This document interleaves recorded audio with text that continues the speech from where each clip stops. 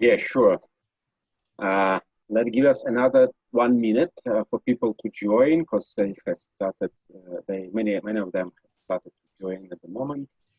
So I see all our panelists as well. I see our guests. Great.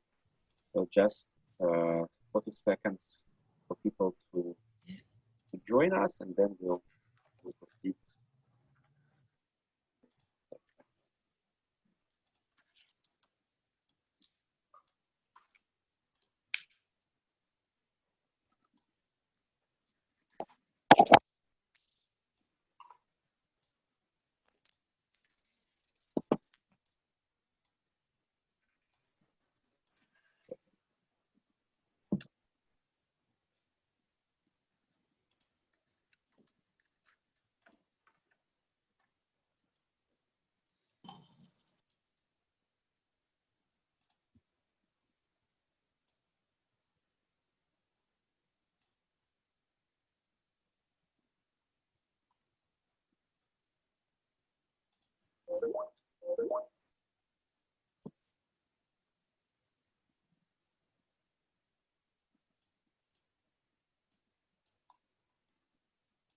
So, ladies and gentlemen, I think it's a good moment to start our Carte Blanche. I know that, well, this way of making the events means that people will continue joining us during the first couple of minutes, but we need to start as we have quite a tough scheduled event. It will take about 1 hour and 20 minutes maximum, I guess. So we have a very interesting, fascinating topic that definitely so large and so interesting that 1 hour is definitely not enough, but we will do our best to talk about. So can a robot follow the rules of war? The name of our Carte Blanche, not a classical one, as classical one takes place in the Swiss embassy, which hosts this event together with the ICRC, a co-host of this online panel discussion. But today we will go online. This is a very interesting experience for all of us that 2020 brought us this year. And without any delay, I would like to, first of all, to tell you a little bit how we work today. And the first thing is the translation or interpretation, the technical modality of this event. We will use 2 languages, Russian and English, with simultaneous interpretation. And if you would like to switch between languages, you should find the button called interpretation in the bottom of the screen. Click it and choose the language, whether it's English or Russian. That's the easiest way to switch between languages. And I will repeat the same in Russian for those for our Russian speakers. Дорогие друзья, рада вас приветствовать. Наше мероприятие сегодня проходит на 2 языках с параллельным переводом на... Dear friends, I'm going to say the same in English, covering the event. So we're going to have simultaneous interpretation. Please pay attention to the fact that you have 2 buttons, English and Russian. You should push the button and choose the language. We have 2 interpreters, and I hope you'll enjoy our event in both languages, Russian and English.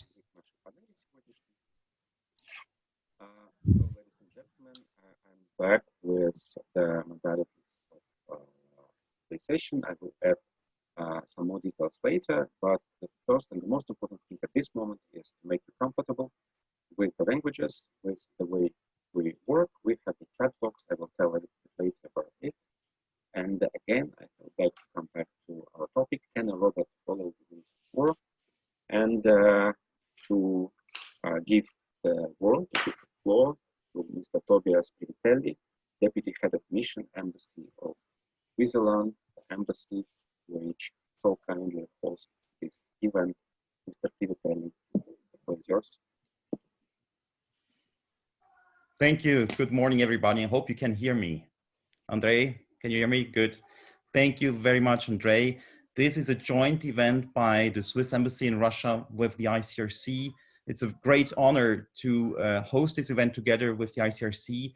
It's in the framework of a series of panel discussions called the Carte Blanche, which the embassy is organizing several times per year. This time online, unfortunately, but we're sure we will be able to welcome all of you at a certain point at the embassy, and then the event will be followed by wine and snacks, of course. So first of all, I'd like to thank you, Andrey and Ishtiar and all the colleagues from the ICRC for the excellent cooperation in preparing this event. Adapting international humanitarian law constantly to new realities of warfare is a priority for Switzerland, and it will be a priority when Switzerland will be hopefully a member of the UN Security Council. As you see in the back, this is a banner. Switzerland is running for the UN Security Council in 23-24. That's the years we would like to be in the council. And one of our priorities will be to foster, to further develop, and to highlight international humanitarian law when we are in the council, hopefully. Of course, one could say that weapon systems existed already in the past with a certain level of autonomy. So it's not something completely new. Yeah, we speak about cruise missiles, for example. One could ask who's responsible if a cruise missile is hitting a civilian target instead of a military one. We could also ask in other areas, not military areas, who is responsible, for instance, if a self-driving car is causing an accident. These are questions we will discuss today. The question of autonomy, responsibility, the question of adoption of international humanitarian law, whether that is necessary or not. And I would also be interested to hear a little bit more about the purposes, why people, countries, companies are developing these weapons, with which purposes. Apparently, they're able to do things which conventional weapons aren't able to do, or human beings. They are able to take greater risks, and maybe it's also about going to the limits of the possible and of the allowed under international humanitarian law. I think that's an aspect which is particularly interesting to me. The panel we're having today is very, very interesting. Leading experts are with us. Neil Davison, expert on arms system from the ICRC. We have Vadim Kozilin from the Peer Center Program Director. We have Alena Popova from the Ethic and Technology Center. And we have also Valerian Michel from the Swiss Foreign Ministry. She's an expert on international law and also weapons systems. So I will give the floor now immediately to my dear colleague, Ikhtiar Aslanov, the head of the ICRC regional delegation for Russia, Belarus, and Moldova, who is in Moscow. Thank you. Thank you very much, Tobias. And I hope everybody hears me clear and loud. I know that we are finding solutions today, given the circumstances that we all find ourselves. And as Tobias said, unfortunately, the event that was supposed to be hybrid with the online and physical presence had to be last minute change.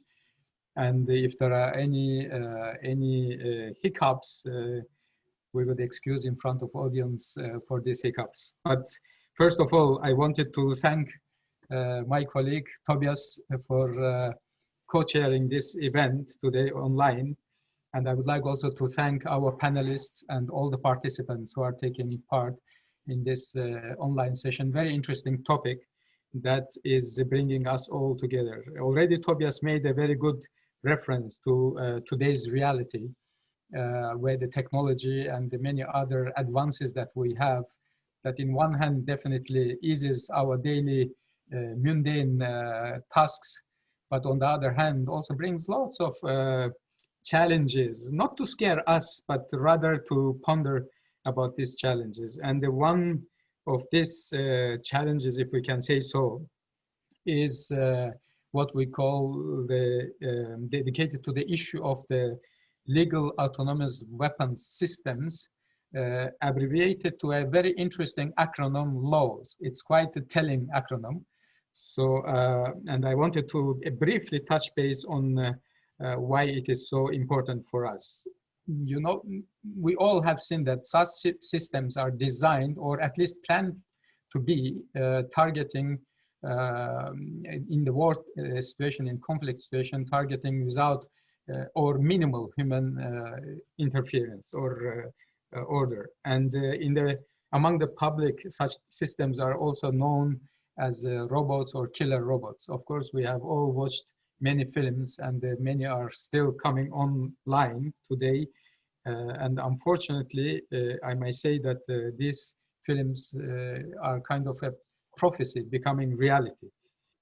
Although the title that we have used today, talking about can a robot follow the rules of the war, is a provocative and deliberately maybe kind of not probably from legal point of view correct, also technical term, but we wanted to really insinuate a discussion. First and utmost, we have this wonderful panel of experts, which is very welcome and very encouraging, but also public who are joining us to really opinionate and share their opinions, what they think about this development. Because of course the development of the laws comes into the hands of the specialists and professionals, but also it is guided by the influence, the public influence and the opinions that that brings us to the adoption of these laws. We all know the Geneva Conventions, International Humanitarian Law, was exactly the outcome of very bloody and very disturbing and still lasting effects on us in the how to say, in the unfortunate outcomes of the Second World War in 1945, of which 75th year we celebrated this year. And recently I also took part in the 75th anniversary of the Nuremberg process that exactly was put in place to investigate and charge those perpetrators during that war. The discussion today that we are intending to have is exactly about how we are looking at these robots or the LOWs, lethal automated weapons. Of course, for us as ICRC, and I am very glad that my colleague from Geneva is Neil Davison is joining me as expert. So for us, it is always important to bear in mind that for us, the IHL or Geneva Conventions are always applied. There are many questions today that are they obsolete? Are they old? New technologies maybe beyond the rules of these laws, which we contest. And it doesn't mean that we don't want these laws to be developed and upgraded, but it is rather critically look at how the systems are being developed and what kind of responsibilities are taken away from the human conscience. Discussing with my colleagues, actually, one reference was made to a famous Russian lawyer who actually stood at the base of development of the International Humanitarian Law, Martins, who kind of worked out and included this clause, Martins clause, so-called, in case not covered by the law in force, the human person remains under protection of the principles of humanity and the dictates of the public conscience. So the importance of the human role today and in the future still remains there. I wanted to bring one very fresh example that recently I witnessed myself, even if it is not fully automated weapon, use of drones. I was watching one publicly available online short film where a group of soldiers were targeting another group of soldiers somewhere in the distance, infantry, and the discussion in the room was quite disturbing. It was still human beings behind the joysticks and trying to target these enemy groups, if I can say, but the removal of the conscience, removal of that sense of humanity and the removal of this responsibility, how many people and to what extent the damage will be inflicted, was quite telling for me and disturbing. So already in this semi-automated situation, when the distance brings its own implications to us, and they're talking about completely automated weapons, we can see that the challenges that lay in front of us collectively. So once again, I would like to thank all of you for taking part in this discussion. I would like to thank our co-host, Swiss Embassy, my colleagues, for having this event. And I would like to wish all of us an interesting and successful discussion. Thank you very much. Thank you very much, Ikhtiar. Thank you very much, Tobias, for your warm welcomes. And to ice break the discussion, we would like to demonstrate a short movie about autonomous weapon systems to give the general idea of what it is and how it works and why it's important not to forget to discuss the issue. Working on this.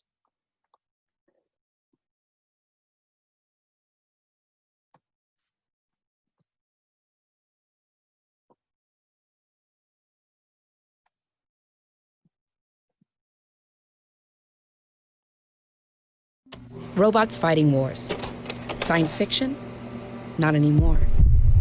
If machines, not humans, are making life and death decisions, how can wars be fought humanely and responsibly? Humanity is confronted with a grave future: the rise of autonomous weapons. So autonomous weapons are those that select and attack targets without human intervention. So after the initial launch or activation, it's the weapon system itself that self-initiates the attack. It's not science fiction at all. In fact, it's already in use. The world is in a new arms race. In just 12 countries, there are over 130 military systems that can autonomously track targets. Systems that are armed. They include air defense systems that fire when an incoming projectile is detected, loitering munitions, which hover in the sky searching a specific area for pre-selected categories of targets, and sentry weapons at military borders, which use cameras and thermal imaging to ID human targets. It's a pretty far cry from a soldier manning a checkpoint. Militaries are not turning to robotics and increasingly autonomous robotics because they think they're cool. They're doing it for very good military reasons.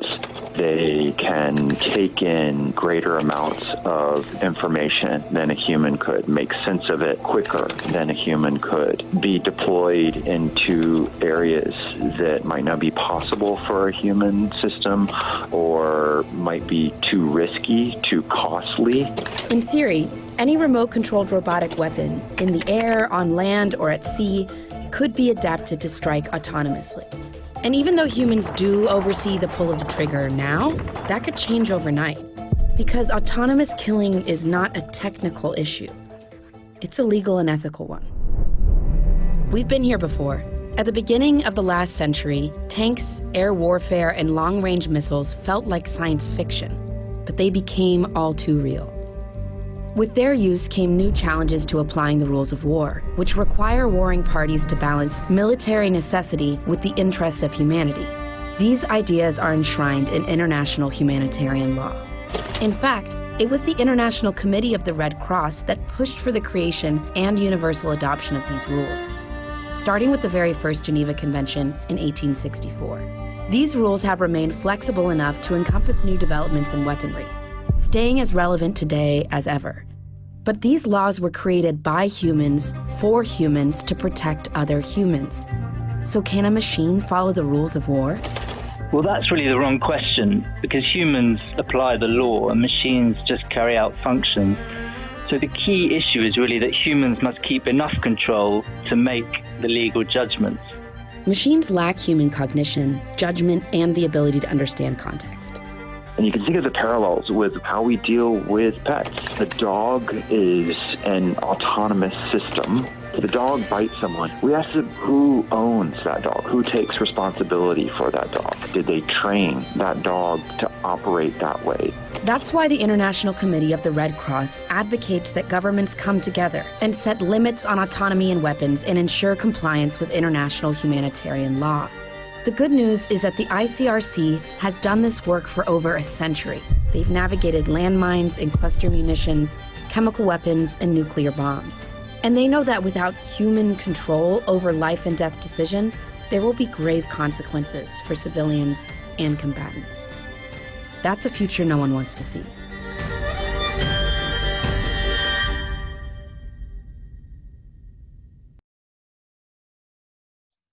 Yeah, thanks. Thank you very much. Well, a challenging video stating a lot of questions, and probably some of the questions we will try to, if not to answer, but at least to discuss today. And I would like to thank again Tobias for introducing our panelists, Vadim Kozulin, Neil Davidson, Valerian Michel, and Alena Popova.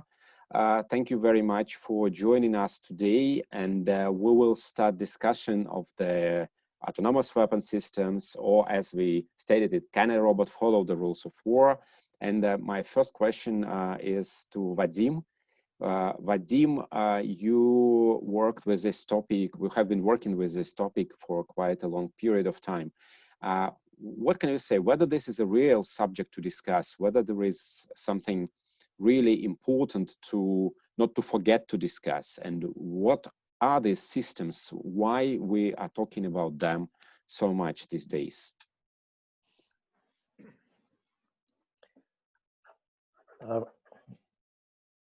Good afternoon, everybody. First of all, I would like to apologize to those who is well familiar with the subject. We have some participants who is not that professional in lethal autonomous weapon systems, as it's officially called. So I'll describe it a bit in details. About 35 countries call for prohibiting lethal autonomous weapon systems, and plenty of NGOs and famous people call for that, like Elon Musk, like Stephen Hawking, and so on. So why the problem is so difficult to solve? First of all, it's not easy to define what are the lethal autonomous weapons, because we have plenty of old weapons which are used for hundreds of years, and actually they might be regarded as autonomous, like the one which I show now on the screen. To solve the problem, by now, there is a decision between experts and between national delegations that autonomous weapons are not yet introduced, are not designed yet. And those which are available at the moment are considered to be automated or highly automated, not autonomous.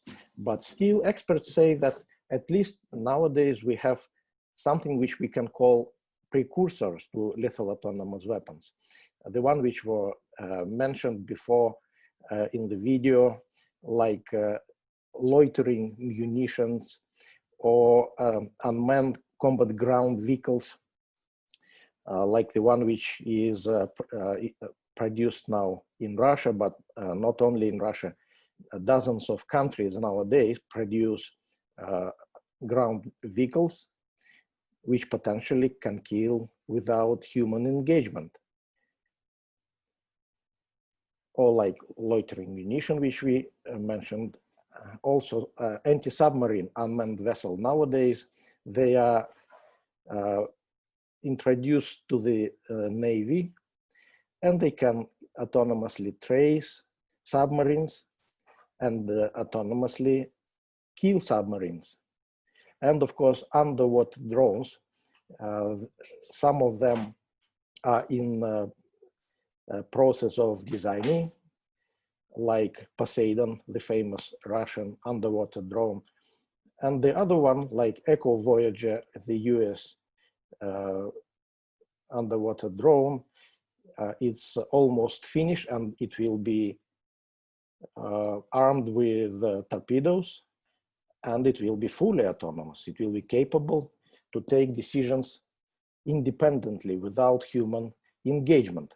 So the problem was raised and introduced within the United Nations in 2016, and a group of government experts is set up. It created a list of principles, 11 principles, which were mutually agreed upon, and so we can say that United Nations is on the way to solving the problem. The problem is like this. First of all, accountability gap. Who is responsible for this kind of automated or autonomous attacks? Either designer or operator or the commander. Risk of violation of human rights, risk of violation of humanitarian law, and concerns over indiscriminate nature and lack of control over those weapons. That's the main concerns.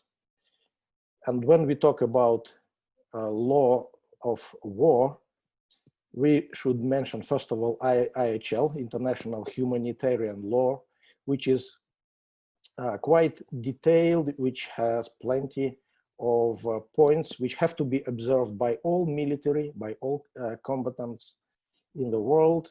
The primary document is Protocol 1, Additional Protocol 1 to Geneva Convention. It's about 90 pages of instructions how war has to be conducted. And the main principles are principle of distinction between civilians and combatants, proportionality in attack. Attack has to be well calculated and should not cause incidental losses of civilian lives. Precaution of attack. All feasible precaution has to be taken to avoid and minimize the losses. And of course, attacks should not cause superfluous injury or unnecessary suffering. So there is a concern about autonomous weapons, and some people suppose that autonomous weapons will not be capable to observe those rules which were designed not for machines but for humans. So that's the key problem and the main issue of which is being discussed. That's it to begin with. Thank you. Thank you, Vadim, for this very interesting, very informative introduction. And we will definitely continue discussing the issues, the modalities that you have mentioned already. But meanwhile, I would like to mention that we have chat box in our Zoom facility, and so I would like to invite our guests to post questions there, which we will be able to state in the question and answer session. And meanwhile, Vadim, where are you located now at the moment? From which city you are talking? In Moscow, in our office. In Moscow, great. So let's ask our guests as well to test our chat box. So I would like to ask you, those who joined us, to indicate in the chat box from which city you are, where you are located now, so to give us the better understanding of the geography of today's session. And thank you, Vadim. And one of the things you have mentioned is a human engagement, which I think is one of the crucial issues when we are talking about lethal autonomous weapon systems. And whether this is really important, and whether the law has something to say about that, whether law applies differently if the system becomes autonomous. All these questions we will discuss further, I believe. But at this moment, I would like to give the floor to my colleague from the ICRC office, to Neil Davison, who is an expert and whose voice actually you probably heard during the video that we have watched. Neil, in which city you are now? Good afternoon. Well, from good morning, I should say, from Geneva. I'm obviously confused. since this event is happening in different parts of the morning and afternoon. But yeah, pleasure to join you. Good afternoon, everyone. And yeah, I wish I was there in Moscow in person, but we have to make do with the virtual event. So I'll pick up where Dr. Kozulin sort of left off, I think, and I think it was a very good introduction, because I think it's important to understand two things about autonomous weapon systems. The first is, and as his presentation illustrated, it's really a feature that could be applied to any weapon system, particularly the vast range of increasing armed robots that might be used in the air, on land, and at sea. And the second point, and I think this is really I would say quite a clear distinction between autonomous weapons and other weapons, is that these weapons are triggered by their environment. So after they're initially switched on or activated, they fire themselves. And this is the critical issue, because it means the user does not actually choose the specific target that will be attacked, nor exactly where and when that attack takes place, which means to a certain degree, the effects are always unpredictable. And that's even before you get to malfunctions and accidents, which we all know happen with any computer-controlled systems. Now, for ICRC, this unpredictability has significant implications in three respects. The first is risks we see for civilians in armed conflict. The second is for compliance with international humanitarian law, which sets limits on weapons and the way they're used. And the third is from an ethical perspective for humanity, which I gather Ms. Popova will address in more detail. So briefly, in terms of the risks for civilians, and as well, I should say, of other protected persons in armed conflict, injured or surrendering soldiers, for example. So today, you see autonomous weapons systems used quite narrowly, very narrowly, I would say, predominantly to shoot down incoming missiles, rockets, and in these, or to attack certain narrowly defined objects. Now, in these situations, the risks for civilians are minimized because the types of objects that are attacked, and also the measures that are taken to ensure that civilians are not present. So for example, with automated autonomous air defense systems, measures are taken to ensure that civilian aircrafts don't fly into that area while that system is switched on, because they might get shot down. But the risk with the full range of potential autonomous weapon systems that are coming online now in development is that they'll be mobile, they may be AI enabled, they may be used to target people, and they'll likely be used where wars are predominantly taking place today, i.e. in cities. So in these situations, the type of unpredictability I mentioned presents really a serious danger to civilians from our perspective. Now, obviously interrelated to this, I mean, the protection of civilians is obviously one of the main thrusts of international humanitarian law. And the title of this event asks, can a robot follow the rules of war? And the simple answer in our view is no. And it's not a matter of technology, sophistication or technology development. We hear a lot about artificial intelligence and machine learning, but it really doesn't matter how advanced AI and machine learning or robotics becomes, because there are certain legal requirements which apply to states and are implemented by human persons, combatants in armed conflict when they carry out attacks. Now, it's important to understand also that, and this is, I think, one of the problems with the phrase artificial intelligence, that machine calculations are not equivalent to human judgments. Simple as that. And leaders in AI in the private sector will tell you just that. They'll tell you machines might be good at faking it, but they'll never be equivalent to human judgment. And so when you understand that, it becomes quite clear from a legal perspective, because humanitarian law requires people, combatants, carrying out attacks in armed conflict to make context-specific judgments to comply with the rules of, on the conduct of hostilities. This is to ensure only legitimate military targets are attacked, the rule of distinction, to minimize the risk for civilians, ensuring any risk is proportionate, the rule of proportionality, and also to cancel an attack should the situation change, also to protect civilians, the rule of precaution. Now, these existing legal obligations effectively already limit autonomous weapon systems. They require a degree of human control be maintained over weapons and the use of force such that those people can make those judgments effectively. This, in our view, limits the type of autonomous weapons that could be acceptable, the types of situations of use that could be acceptable. And we believe that this is such a fundamental issue for the future of warfare that, and that because of their different views on this subject, that really international agreement is needed on the nature of those limits. Now, I think the good news is, as Dr. Kozik mentioned, is that fortunately governments have been gathering here in Geneva for the past 7 years to discuss this, and they are making progress on identifying the types of limits needed and the form they should take.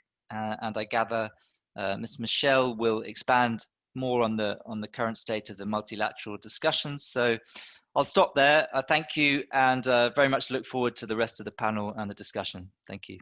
Thank you, Neil. Thank you, Neil, indeed for this short introduction to the IHL and the main modalities that ICRC deals with while discussing the issue of this autonomous weapon system. And indeed, one of the questions for all of us is, if states are those who create international law, what states do on this, whether this topic is important for the states, and what exactly kind of discussions we have at the moment.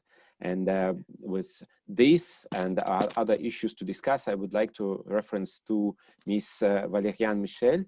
Valériane, where are you now? Where are you now? Good afternoon, everybody, from Bern, the capital of Switzerland. It is my pleasure to be with you today. I'm the head of the section for International Humanitarian Law at the legal division of the Swiss Ministry for Foreign Affairs. And I'm very thrilled by this question. Can a robot follow the rules of war?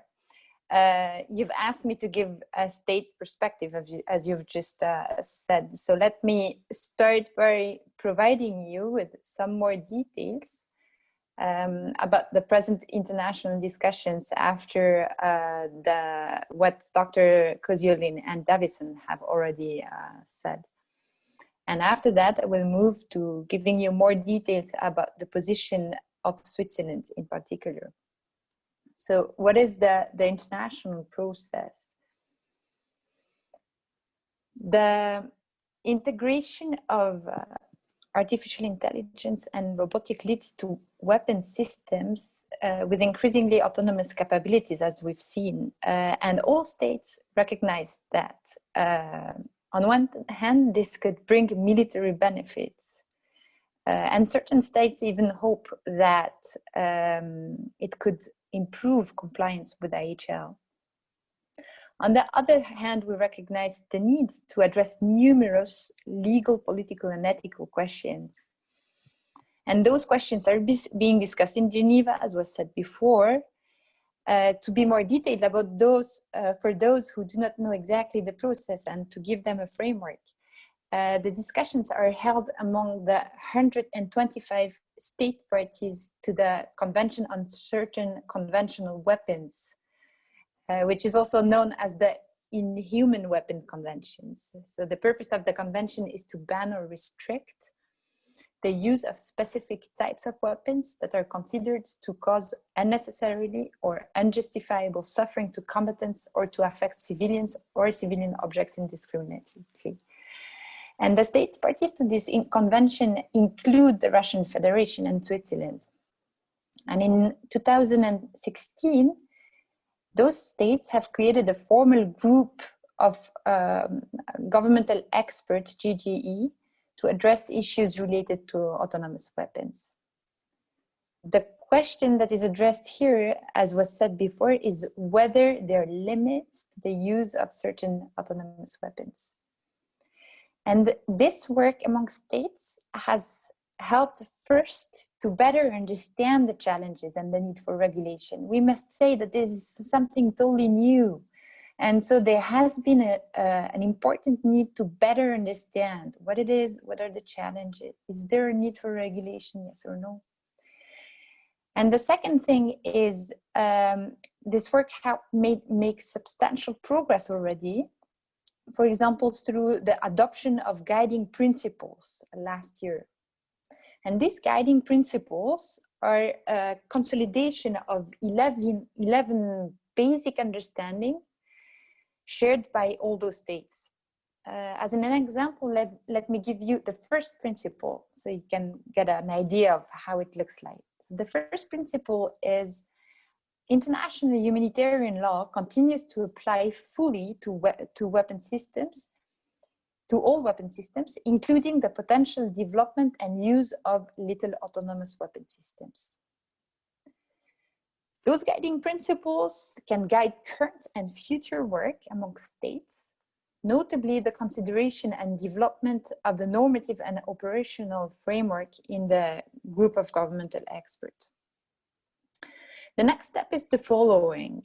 Next year, there is a review conference of the Convention on Certain Conventional Weapons. And this is an important opportunity for making substantial progress on topics of the importance of little autonomous weapon system.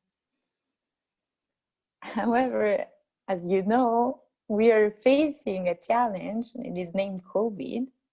It has already complicated this year's discussions on autonomous weapons, as well as on any other subject that we are handling.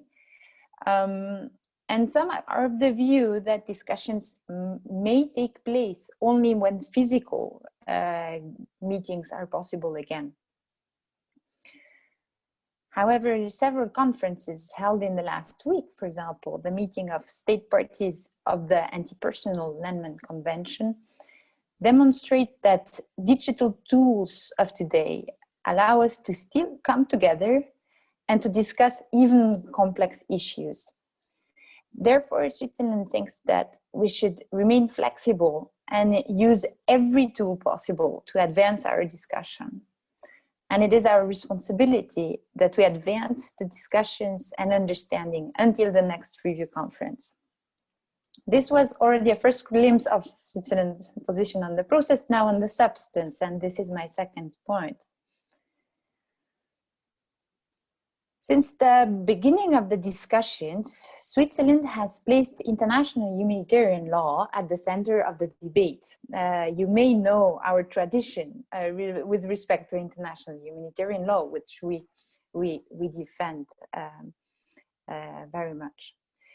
So for instance, in 2016, we submitted a much noted working paper to the group of governmental experts entitled Towards a Compliance-Based Approach to Lethal Autonomous Weapon Systems.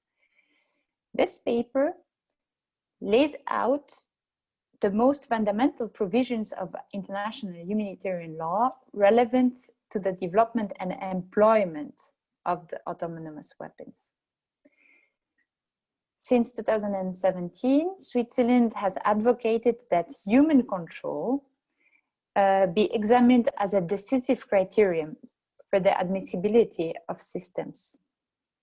In 2018-2019, Switzerland contributed to the development of the 11 guiding principles.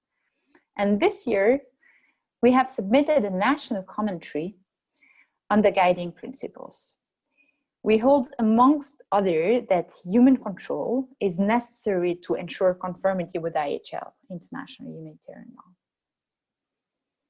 It is pretty clear among states that there should be some human control over the autonomous weapons. The question is rather at what stage of the life cycle of an autonomous weapon and how this human control should be exercised.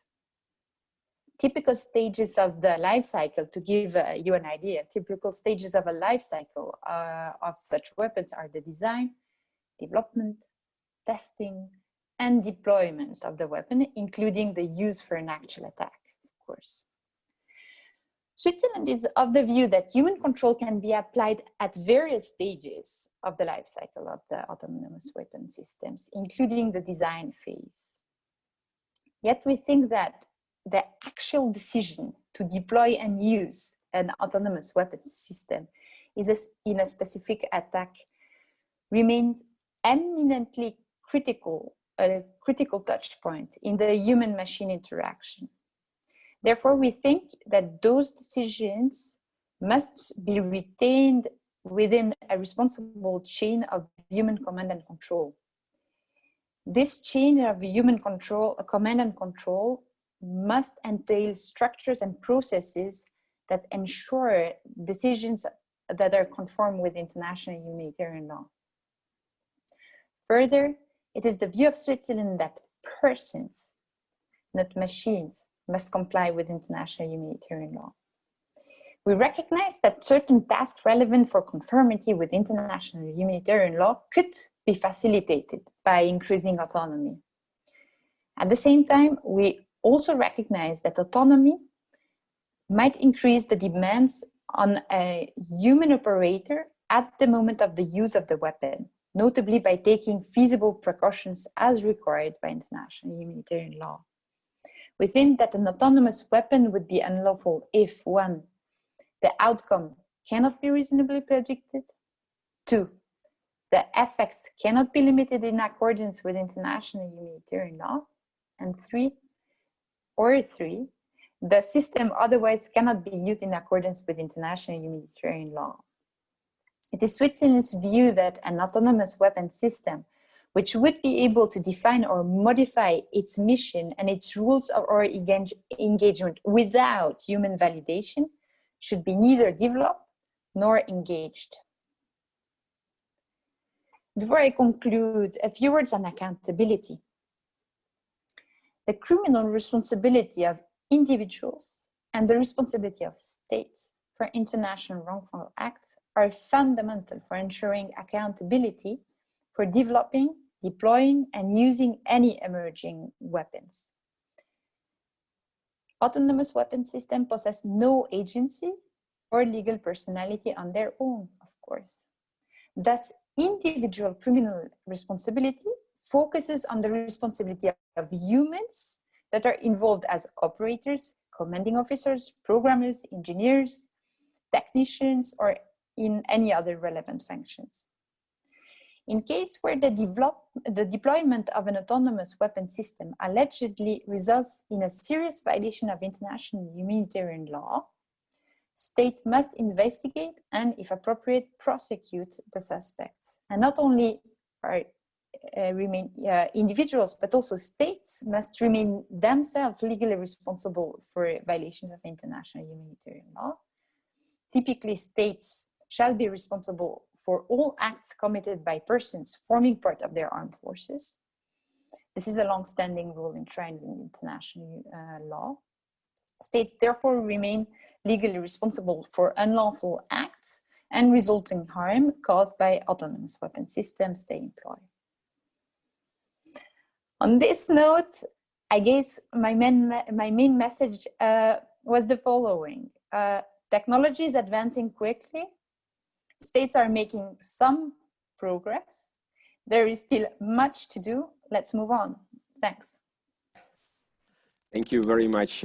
Thank you very much, Valerian, for this very interesting information and the good message about the further cooperation and ongoing cooperation between states on this topic. As we see, it's really actual. For our dear participants, I would like to remind that we have the chat box, so keep asking questions there. You could post them either in English or in Russian. Не стесняйтесь задавать вопросы и по-русски. It will be my pleasure and privilege to to ask these questions or to postpone these questions, to convey them to our dear panelists. We continue with the discussion, and I would like to invite to join the discussion Alena Popova, who I suppose is in Moscow at the moment. Please prove me if I'm wrong. And I would like, for the continuation of the discussion, to state a question that actually has been raised by Vadim, Neil, and mentioned by Valerian. What about the ethical issues? We quite often talk about law, rules, but whether rules and IHL as it is the full scope of the discussion, whether anything else exists that we should take into account. And definitely I have in mind the ethical questions of that. Alena, I know you work a lot with digital freedoms, and so this topic, I guess, is familiar for you. What do you think about the topic of robots or autonomous weapon systems and laws of war and our ethic of humans' behavior?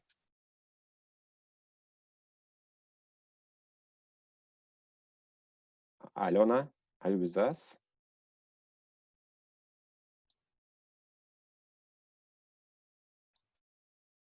Oops. Okay, we have a technical issue for a sec. Let me check whether Alena is still online. You see, this is one of the feature of online events, that from one side you could have very wide geography, but then one of a sudden, especially when you discuss cyber or autonomous weapon systems issues, you have a person being disappeared from the screen. Well, I hope.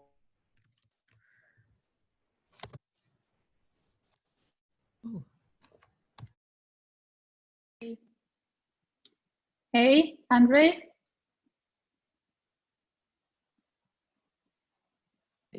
Neil, yes. Alena is back. Alena is back perfectly. Alena, I don't know. Here? Yeah, I don't know what's happened. So I couldn't hear you. Yeah. Now you hear me? Yeah, now it's okay. Okay, I would like to invite you to join the discussion and to point out the ethical issues of the topic if they exist. Yeah, thanks. So why we are fighting for the totally ban of killer robots, and I have, like the promotion scarf on me. It's just because we have two major and critical issues. The first one is that can we delegate, as we are a humanity, our decisions to kill or not to kill, the decisions about life and death to the algorithms, because algorithms are not the moral agents. And it's not just about who will be responsible in the court if it will be the wrong decision. It's a huge question. Can we think that we are still humanity if we delegate this right to just a code?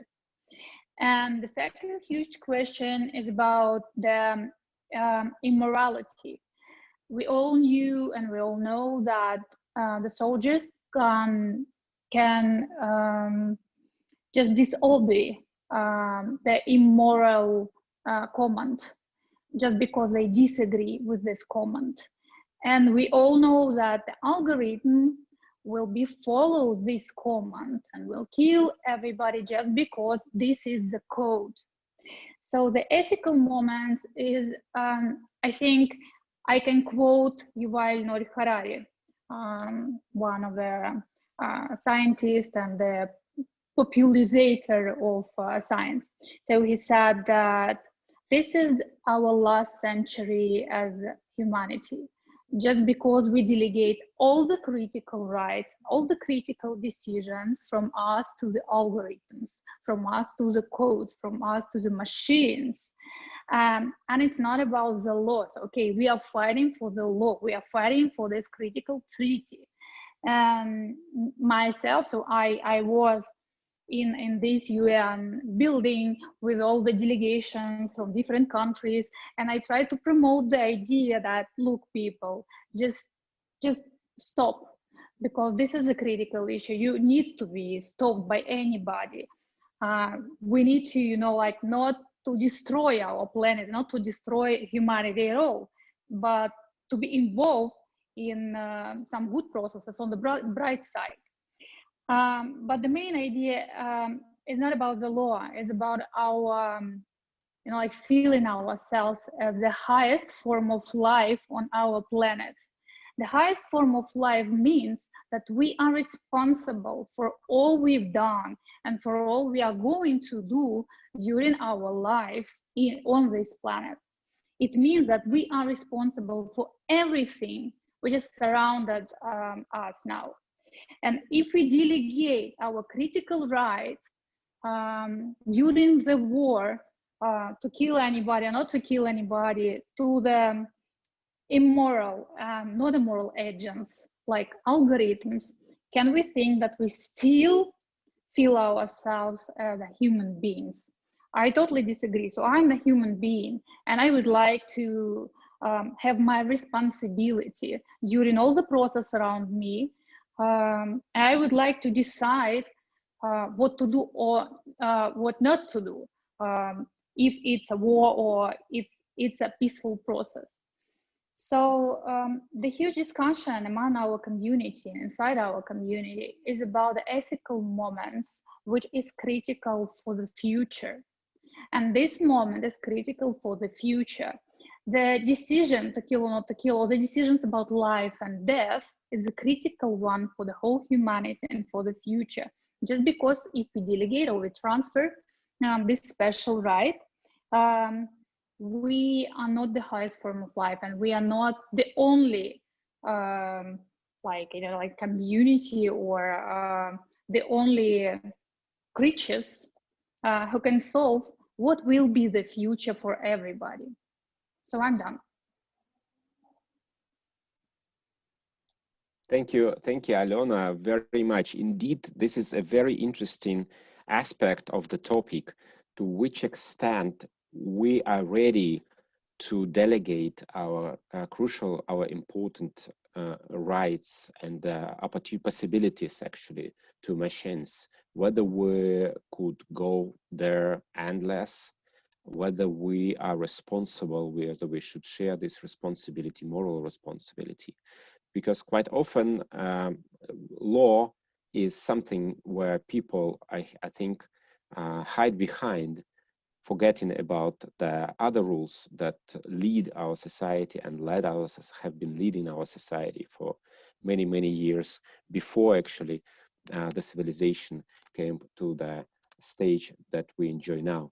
Thank you very much, Alona. So we will continue our discussion again, motivating our dear guests to state questions. I have a promised question to Neil. I will take a chance to ice break with it, but before I would like, before that, opening the questions and answers session, I would like to give a floor to Sergei Pospelov, who is Executive Secretary of Parliamentary Assembly of the Collective Security Treaty Organization, to make a short statement and to pose a question to our panelists. The Parliamentary Assembly of the CSTO is an organization that we cooperate in Moscow with Sergei. We've met during the high-level meeting of the ICRC and the CSTO, and I'm pretty sure that organizations like CSTO and Parliamentary Assembly of CSTO are those which definitely participate in such dialogue, and with whom we all should continue dialogue to get better decisions and better solutions for the issue we discuss. Sergei, if you are ready, the floor is yours. Thank you, Andrey. Unfortunately, yeah, the camera is on. Yeah, good. Thank you, Andrey, and all the distinguished guests. It's a great pleasure for me to participate in this event, and it's quite a crucial issue for all of us, for all the humanity, and especially for our organization, being a political and military organization at the same time. We keep in mind this very important issue for all our member countries. But since the official language of this particular conference is English and Russian, and the official language of our organization is Russian, I will continue in Russian and give the rest a little bit to the English-Russian interpreter and give a little bit of work to Russian-English interpreter. Еще раз благодарю всех наших участников. Once again, I would like to thank all the participants. My question is really simple, especially since I've heard a lot. First of all, I would like to highlight that it's really important to develop international cooperation in this regard. This is a complicated issue, but if we fail to talk about it today, then tomorrow we will not have the right to make a decision. It will be too late. Secondly, it's important for us to reach agreement on terms.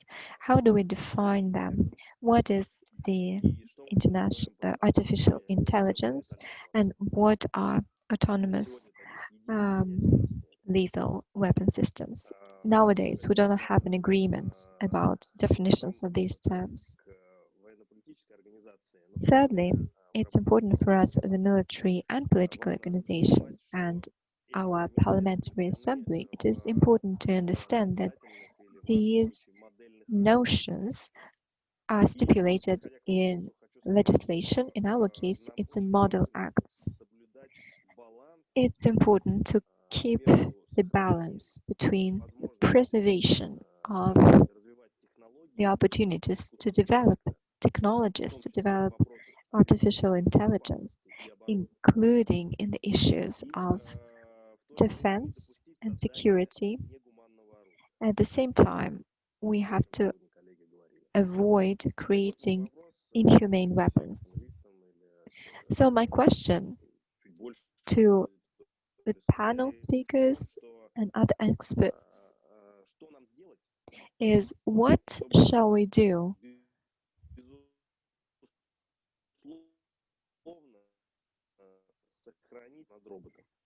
to keep the control over robots? And can we preserve this control over robots as technologies develop? This is my question, and I hope that next year the epidemiological situation will allow us, given the fact that Russia has developed the second vaccine. So hopefully next year we'll be able to meet, and I'm inviting all the experts to cooperation with the Parliamentary Assembly of the CSTO. Thank you, Sergey, for your short presentation and for your question. I have another question to you before I address your question to the panelists. Are you working in your Parliamentary Assembly on some model acts that cover the topic we're discussing? This is a wonderful invitation, and I'm sure that our experts will accept it. But do you have any work ongoing in which we can contribute? Yes, definitely. On the website of the Parliamentary Assembly, we have some documents in Russian, but we also have certain materials in English, and we'll be happy to provide you with them. We have some model laws, model acts in the field of cybersecurity, which also cover certain aspects of artificial intelligence. And on Monday, we'll have a big parliamentary summit of CSTO where we'll adopt a new 5-year program for model acts. These model acts are non-binding, but there we discuss the importance of coordination of countries' legislations in the field of artificial intelligence to enhance security. And we invite all the experts to join the work on these model acts. Thank you, Sergey, for this invitation, and I'm sure it will be accepted.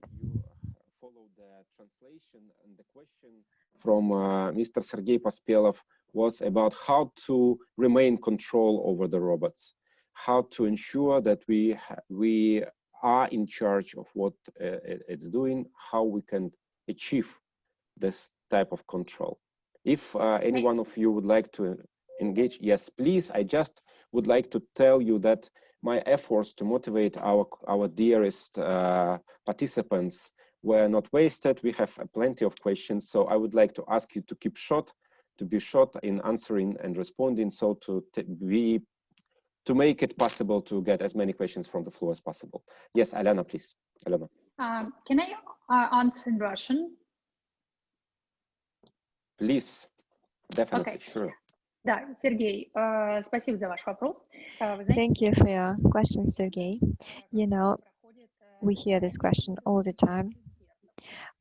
In our group of governmental experts, we all understand that this is inhumane weapons because the principle of humanity stipulates that it's a human being that is in control of all that's happening. In the Russian delegation and in other countries' delegation, there is mutual understanding that we need to develop definitions to define the meaningful human control. So the goal of what we are doing is to highlight the fact that humans have to be in control and have to be responsible for what's going on.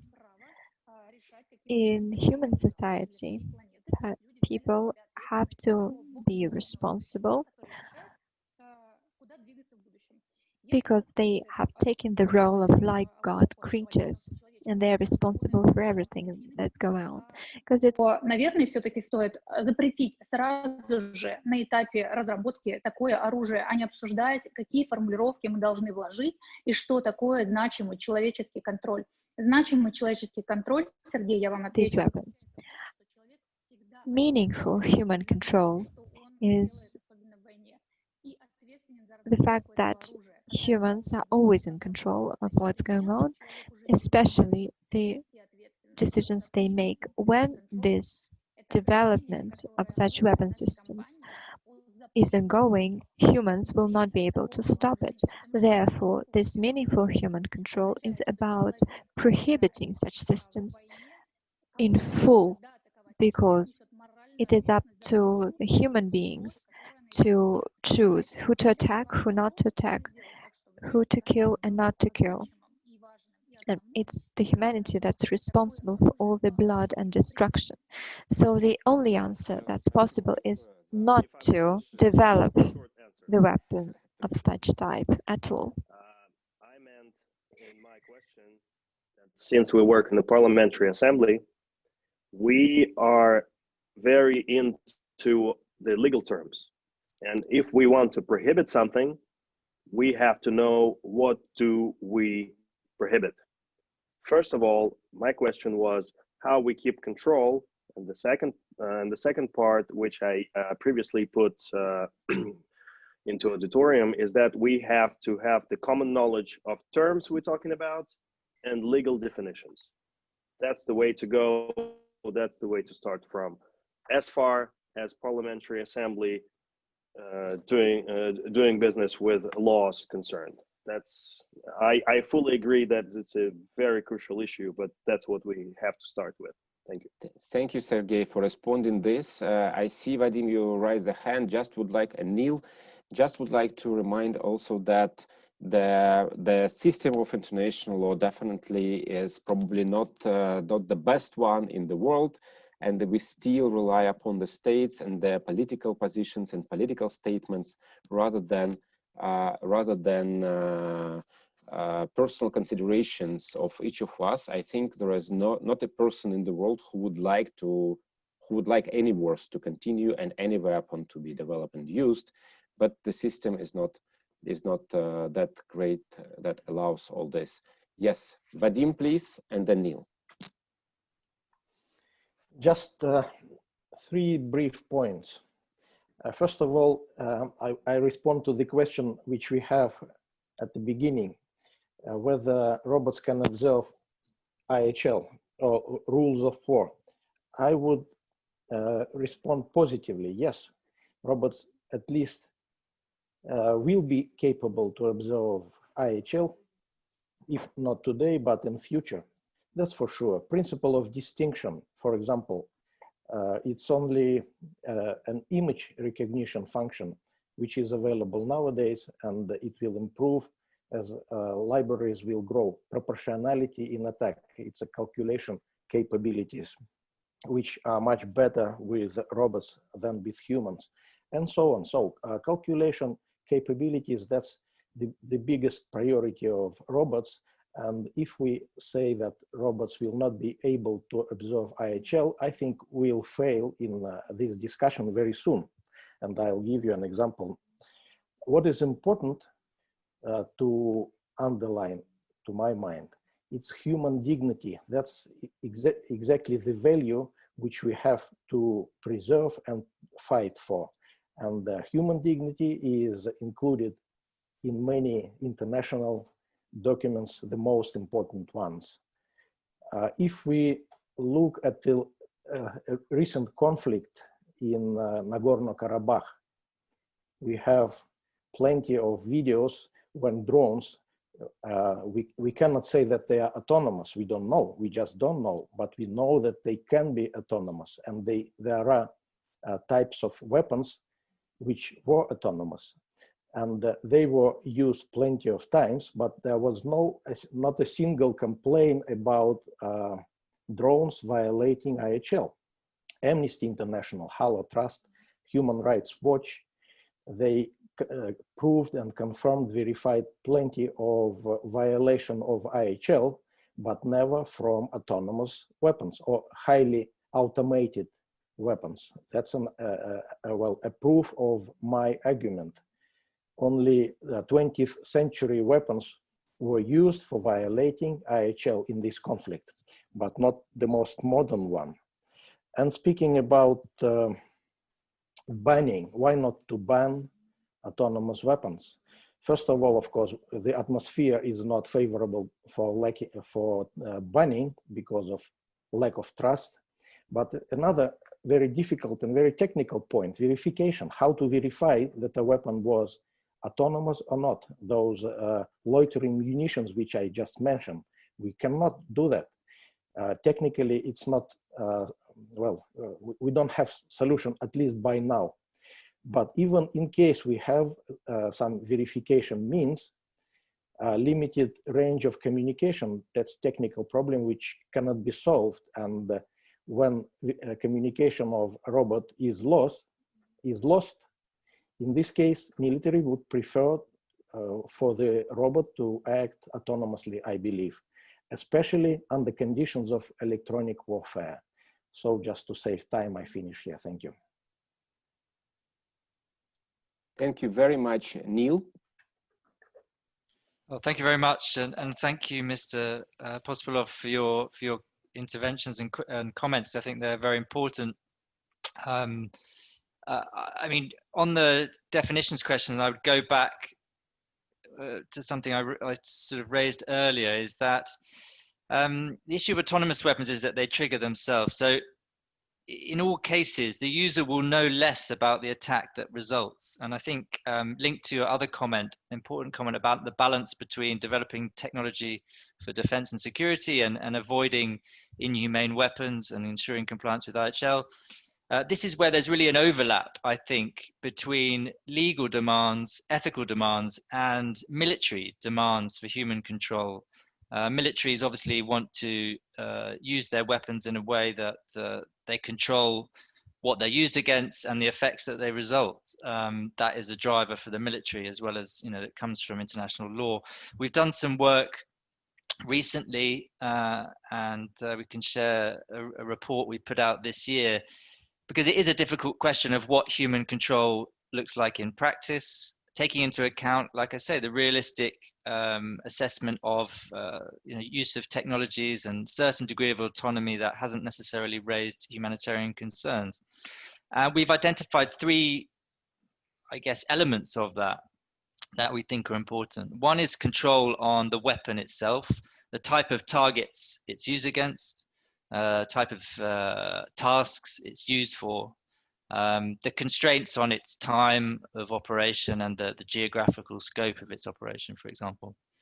The second is on the environments of use. So it's controlling that environment where the weapon's used, ensuring civilians are not affected. So one way is to ensure civilians are not in that area, as is done with many existing autonomous weapons. And the third relates really to human-machine interaction, human supervision, intervention, the ability to monitor and essentially turn off any such system that is also controlled in the first two elements. So in our view, these three types of controls can actually be quite easily translated into international agreement on certain limits along the lines of certain types of autonomous weapon systems. So you could imagine constraints related to distinguishing between anti-personnel systems and anti-material systems, for example. Types of situations, you could imagine either requirements not to use in certain areas where there are plenty of civilians present, like populated areas, or you could imagine requirements more to ensure civilians are not present in a particular area. And you could imagine, thirdly, linked to the human-machine interaction, requirements for human supervision and the ability to intervene. Because, you know, already with an autonomous weapon, you have a risk of not knowing what's going to be attacked. If that system is also not supervised with the ability to turn it off, then I think you really get into serious difficulties for compliance with the law, but also for controlling military operations. But thanks very much, and I look forward to kind of discussing further. Yeah, thank you very much, Neil. Valerian, I see your hands is on. If you want to add, please. Thank you so much. And the question speaks to my heart as a lawyer. So you're asking for rules, and I must say it speaks my language. Maybe let me share with you our working definition in case it's useful. So our definition would be weapon systems that are capable of carrying out tasks governed by international humanitarian law for a human in the use of force, notably in the targeting cycle. So I don't know if let me repeat it, because also with interpretation it's not that easy, it's very legal. Weapon systems that are capable of carrying out tasks governed by international humanitarian law in partial or full replacement of a human in the use of force, notably in the targeting cycle. And such a definition is inclusive, right? So it accounts for a wide array of system configurations and allows for a debate that is differentiated, compliance-based, and without prejudice of the question of appropriate regulatory response. And at one end of the spectrum, you will have systems that are totally acceptable for some states, some categories, while at the other end of the spectrum, state may find other subcategories that are unacceptable. And as the discussion advances, this working definition could and probably should evolve to become more specific and purposeful. And this certainly more so if certain systems should be prohibited. Rather, positive obligations setting out good conduct may apply for a broader spectrum. As for how Switzerland sees, what are the possible factors that could be considering when assessing the necessary level of control, we've heard a few already, and it's so long and so legally complicated that I can offer sharing it in writing. Thank you very much, Thanks. Valerian. We are a little bit short of time, but I think we could take another 10 minutes for having more questions from the floor. And I would like to ask Professor Olga Glickman to ask a question from the floor to our participants, and our panelists, would like to ask to be as short as possible, so to have an opportunity to ask more questions, even more questions. So Professor Glickman, Olga Vladimirovna, if you are here, please. Hello, thank you very much. My question is about national legislation, because we understand all the difficulties in developing international humanitarian law. So how is the legislation of states using autonomous weapons or parties of armed conflict, of modern armed conflict, is developing? Are there any new special norms, laws, or new approaches? Thank you very much.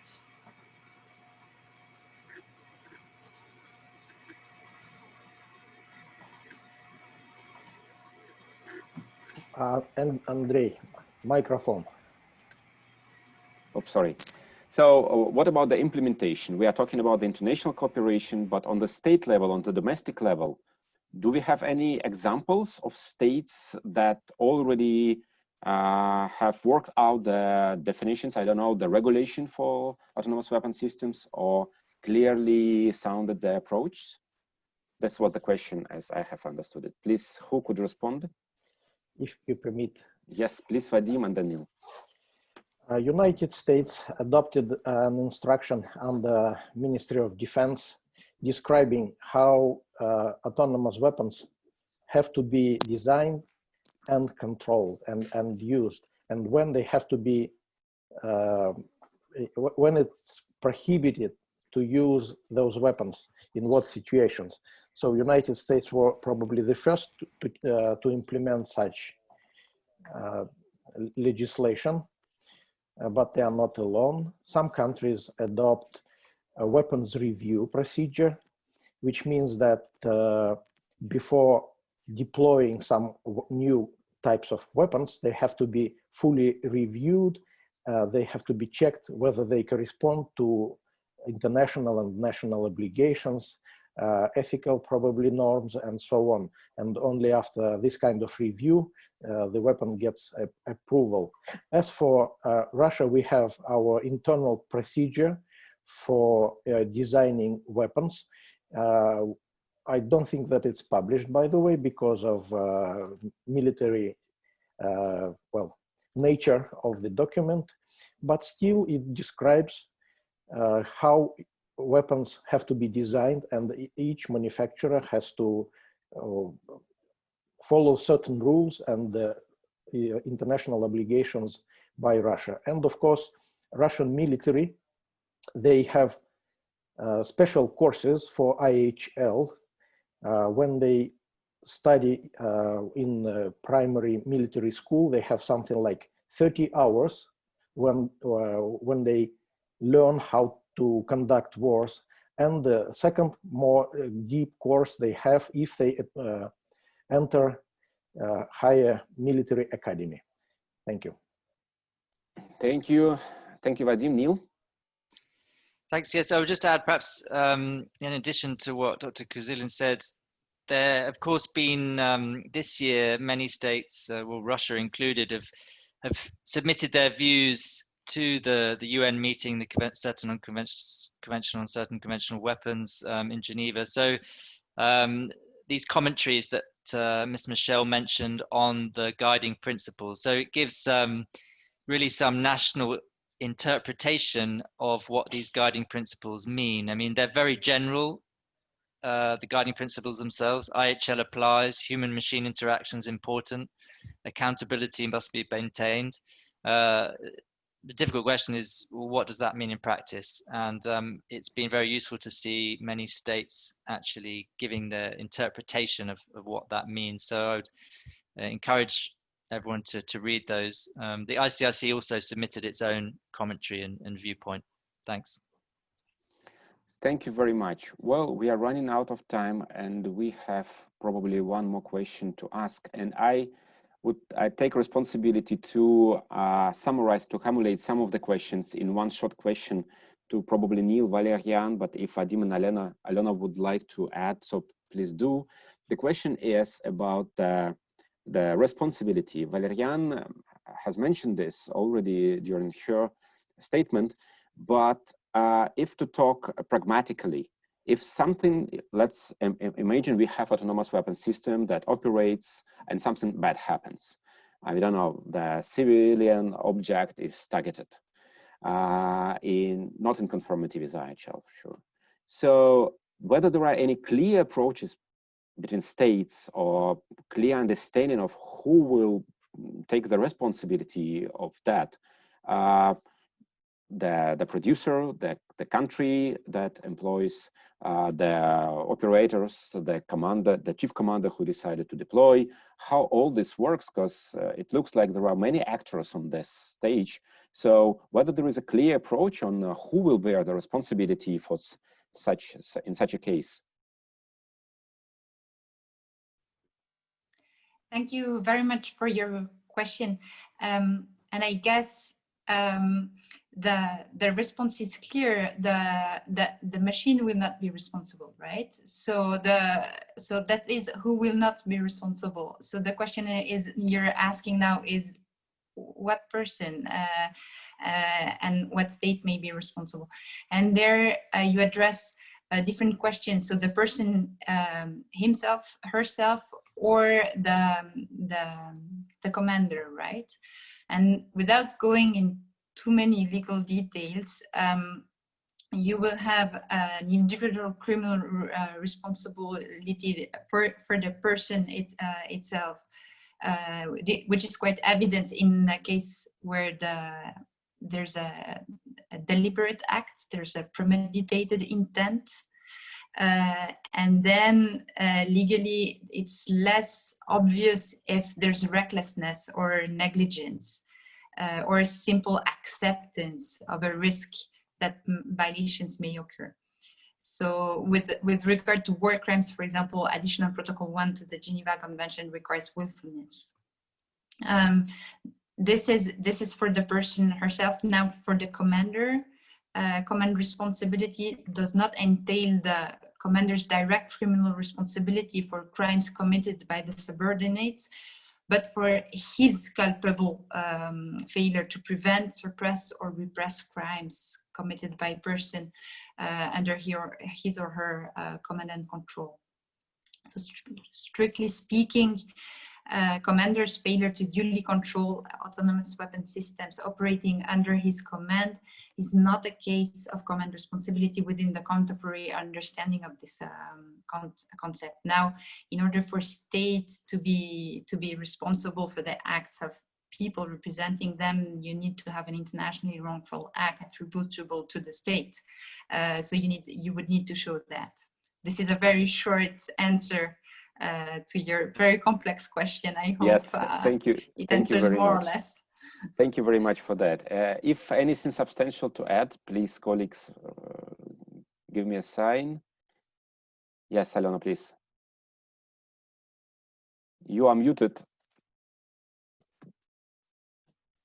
Yeah, I shortly answer in Russian.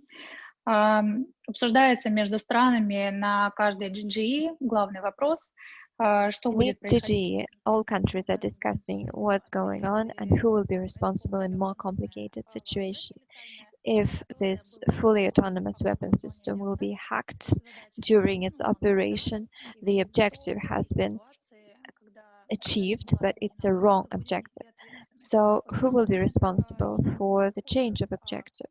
The countries are not unanimous in what falls in the scope of responsibility of each and every actor. Therefore, the discussion is still ongoing. We discuss each document for 10 and more hours. We don't share approach to the responsibility, what to do if this is a fully autonomous weapon system. In this case, a human being is not a commander. The armed forces cannot be called a commander too. So the commander or the responsible person is the person of the country who employed this autonomous weapon system. But nowadays we cannot we cannot foresee all the details because the word autonomous excludes the human being from the decision-making completely, because this is a system that uses code the algorithms to decide how to reach the objective that was set. Yes, indeed, we should talk about the responsibility of individuals, the responsibility of state. We should separate that, and it's always separated in the discussion. Unfortunately, we have run out of time already, and I would like to ask our dear panelists to make a short 30-second statement at the end. We will start the backward with Alona, Valerian, Neil, and Vadim to make a short statement which would sum up our discussion or your position on the topic, on the title we have for today. So please, 30 seconds, Alona. My point of view will not be changed ever. I just agree that we need to fully ban this, promptly ban this fully autonomous weapons, just because we can't have any responsibility for laws if they make any decisions by themselves as algorithms, and we can't delegate our right to decide whom to kill, where to kill, when to kill, and our responsibility for that decision to the algorithms. And also my point of view that the discussion is always about definitions, and I'm the lawyer too, so I understand what is right and how can we discuss all the definitions, but we never discuss the ethical and moral principles in which we are living with. So this is a huge question. This is a crucial question. Thank you very much, Alona. Valerian? Thank you. I think to sum up, I think we've had a glimpse of the complexity of the issue, and there's also a complexity of the points of views of the different states. And it is Switzerland's long-standing tradition to internally in Switzerland to talk, debate in order to find compromise solutions. And it is also our tradition internationally that we have this bridge building role. And this always takes a lot of time until states can really agree. And I think, as we've seen also, it's an issue that cannot be regulated only by one state. It doesn't make a lot of sense. We have a need to come together and to think together and to think whether there are limits, what are the limits, etc. So we need to keep working together and not let us stop by COVID. And as we've seen today, discussions are possible online also. And my point would be to say, let's continue virtually if we cannot meet in physically, and we're looking forward to welcome all the delegations physically in Geneva as soon as it will be possible. Thank you. Thank you very much. Thank you very much for these positive words. Neil, please. I would just say thank you very much for a great discussion. To sum up, I would say, look, human control is needed. There are legal, ethical, military, and humanitarian drivers for that. So I think there's common ground that's shared between everyone involved in this discussion. There are clear measures that can be actually used to implement that control in practice. ICRC's put forward some ideas. Others have put forward very similar ideas, including Switzerland, including Russia. I believe these measures can actually be used to set practical limits at the political level, at the international level. And ICRC believes that there is urgency to do this now, to act soon. Military technologies are developing, being deployed. If we want to prevent the risks that we have discussed, then the time to take action is now, and not after to pick up the pieces. So thanks very much, and look forward to continuing discussions. Thanks. Thank you very much, Neil. Vadim. I would vote for banning autonomous weapons, but unfortunately it's absolutely impossible. And I'm sure that in 10 years we'll see absolutely autonomous or highly automated armies which will fight with rather limited human engagement. And it's a big problem And I don't see a possible solution at the moment, but one that states have to take moral obligations to ensure human control on autonomous weapons. That's one step. And the second step, of course, we have to look for technical means to verify. At the moment, we don't have this solution, but we have to look for it. Thank you. Thank you very much, Vadim. Indeed, the discussion is really intense. You see a lot of questions, a lot of issues. I apologize for those who was not able to ask the questions. We have plenty of them, but the time is really limited today. I would like from the bottom of my heart to thank our dear panelists who made it possible to have such a great discussion. In total, we had from 40 to 50 people watching us online today and participating in this discussion. As you probably have seen by yourself, from various cities and countries, from Vladivostok to Minsk and definitely Moscow. So a variety of experts, a variety of opinions. Thank you very much, our dear colleagues, for your participation, dear guests. I would like thanks again our dear host, co-host, the Swiss Embassy, Tobias Privitelli. Thank you very much for your participation. Ikhtiar Aslanov, thank you very much, the head of the regional delegation of the ICRC. Thank you very much for your participation, for your support for this event. So we will continue watching closely the topic. We will continue to engage states to cooperate and to talk more on this. If for those colleagues who joined us today, if you are interested, email us. We are, well, I mean, the ICRC well represented in social media. If you are interested for further agenda of Carte Blanche, please follow the websites of the ICRC, the website of the Swiss Embassy. Thank you very much again, our colleagues from the Swiss Embassy, for this fantastic idea and the opportunity to have this event. Dear colleagues, thank you very much. Goodbye. Hope to see you soon in our future events. Thank you very much for this day. Thank you, Andrei. Thank you. Thank you. Thanks to the panelists. Thank you very much.